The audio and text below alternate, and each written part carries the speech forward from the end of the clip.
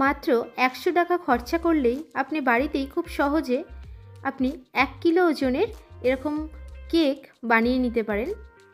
খেতে অসাধারণ এই ফ্রুট কেক।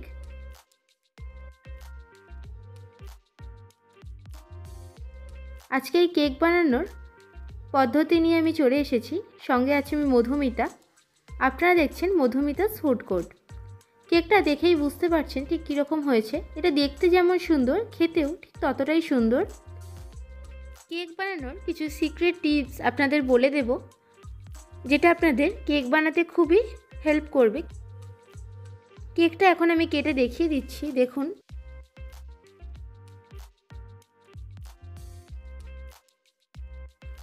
বাজারে এরকম কেক কিনতে গেলে আমাদের 350 থেকে 400 টাকার মতো খরচা করতে হয়। তো সেটা না করে আপনারা বাড়িতে এটা খুব কম খরচে এটা বানিয়ে নিতে পারেন।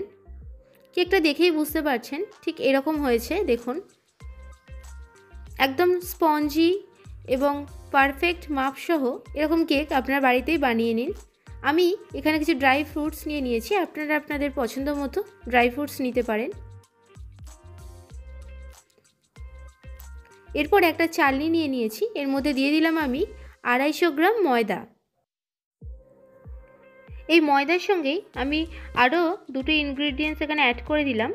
আমি এখানে দিলাম 1/4 টেবিল স্পুন মতো দিয়েছি এখানে বেকিং সোডা, আর 1 টেবিল স্পুন দিয়েছি এখানে বেকিং পাউডার।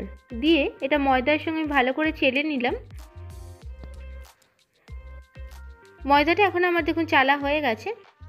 ময়দাটা এই জন্যই চেলে নেওয়া দরকার, যাতে নোংরাগুলো কেকের মধ্যে না মিশে যায়, তার জন্য। এরপর একটা মিক্সিং বোলের মধ্যে আমি নিয়ে নিলাম ডিম। আমি এখানে 3টে ডিম নিচ্ছি। নিয়ে ভালো করে এটাকে এখন আমি একটা হুইস্কের সাহায্যে ভালো করে মিশিয়ে নিচ্ছি, দেখুন। ডিমটা আমার মেশানো হয়ে গেছে। এরপর আমি দিয়ে দেবো এখানে 250 গ্রাম চিনি। যতটা ময়দা নিয়েছি ঠিক ততটা পরিমাণে আমি এখানে চিনি নিয়েছি।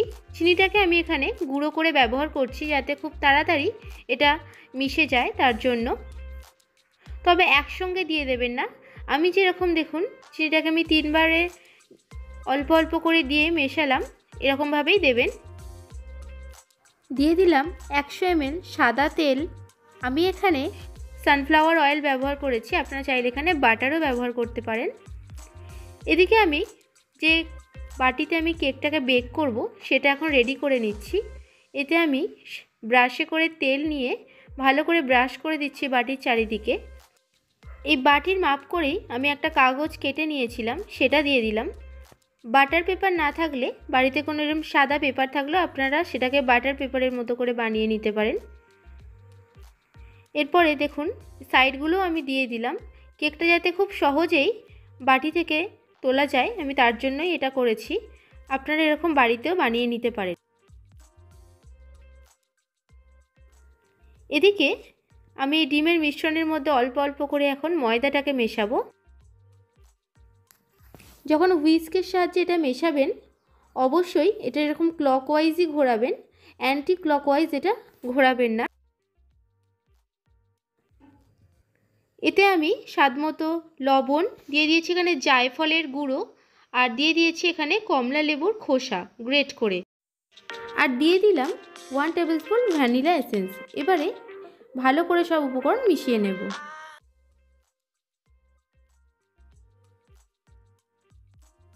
আমার ব্যাটারটা একটু মোটা হয়ে গিয়েছিল বলে আমি অল্প অল্প করে দুধ দিয়ে ব্যাটারটাকে ঠিক যেরকম কেক বানানোর জন্য প্রয়োজন ঠিক সেরকমই বানিয়ে নিচ্ছি।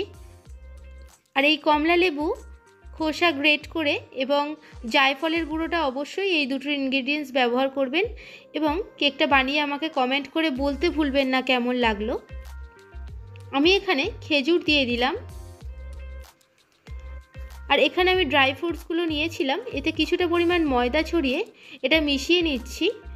এতে ময়দাটা মাখিয়ে নিলে কি হয়, আমরা যখন কেকটাকে বেক করব তখন সব এই উপকরণগুলো নিচে চলে যাবে না।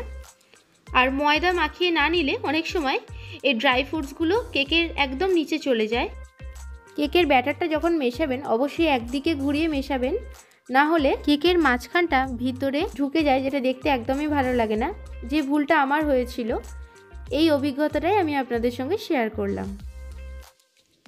ভালো করে এটাকে দেখুন মিশিয়ে নিলাম। এরপরে বেক করার বাটিটাতে আমি এটা এখন ঢেলে দিচ্ছি। এই মিশ্রণটা রেডি করার পরে বেশিক্ষণ এটাকে বাইরে রাখবেন না, এটা ড্যাপ করে নিচ্ছি যাতে এতে যে এয়ার বাবলসগুলো আছে সেগুলো বেরিয়ে যায়। এরপরে উপরে আমি কিছু ড্রাই ফ্রুটস এখন সাজিয়ে নেব কেকের উপরে।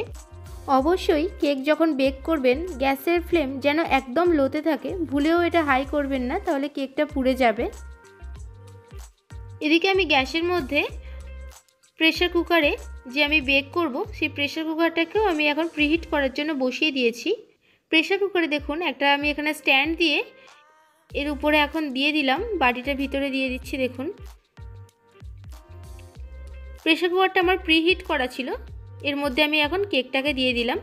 দিয়ে প্রেসার কুকারের এই যে গার্ডারটা হয় এটা থাকবে, কিন্তু উপরের দেখুন যে হুইসেল থাকে সেটাকে খুলে দেবেন, হুইসেলটা কোনোভাবেই রাখবেন না। আমি 1 ঘন্টা পরে ফিরে এসে আপনাদের দেখাচ্ছি কেমন হলো। আমার অনেক ড্রাই ফ্রুটসই ভিতরের দিকে দেখুন কেকের চলে গেছে।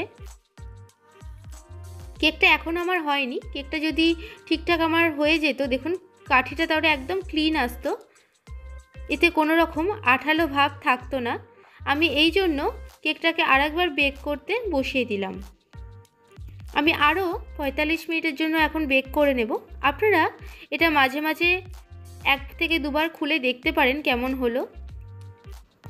কেকটা আমার মনে হচ্ছে এই সময় বেক হয়ে গেছে, উপরের কালারটা দেখেই বোঝা যাচ্ছে। দেখুন কাঠিটা একদম ক্লিন আসছে, তার মানে কেকটা আমার বেক হয়ে গেছে। অবশ্যই কাঠি দিয়ে কেকের চারিদিকটাই একবার করে চেক করে নেবেন এবং কেমন লাগলো সেটা আমাকে কমেন্ট করে জানাতে ভুলবেন না। আর ভালো লাগলে অবশ্যই আমার চ্যানেলটিকে লাইক, শেয়ার এবং সাবস্ক্রাইব করে আমার পাশে থাকবেন এবং পাশে থাকা বেল আইকনটি প্রেস করে দেবেন। যখনই আমি কোনো নতুন নতুন ভিডিও আপলোড করব তখনই আপনাদের কাছে নোটিফিকেশান পৌঁছে যাবে। ক্রিসমাস স্পেশাল কেক এখন আমার রেডি।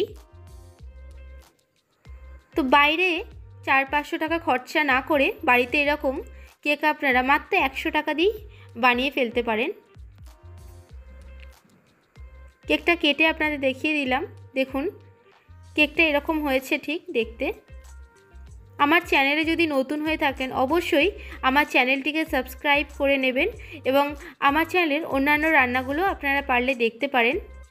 আশা করি আপনাদের ভালো লাগবে। এই কেক বানানোর ভিডিওটা যদি আপনাদের ভালো লেগে থাকে তাহলে লাইক করতে ভুলবেন না, আর যদি ভালো না লাগে তাহলে ডিসলাইকও করতে পারেন। আবার আসছি নেক্সট ভিডিওতে নতুন কিছু রেসিপি নিয়ে। ভালো থাকবেন, সুস্থ থাকবেন, ধন্যবাদ।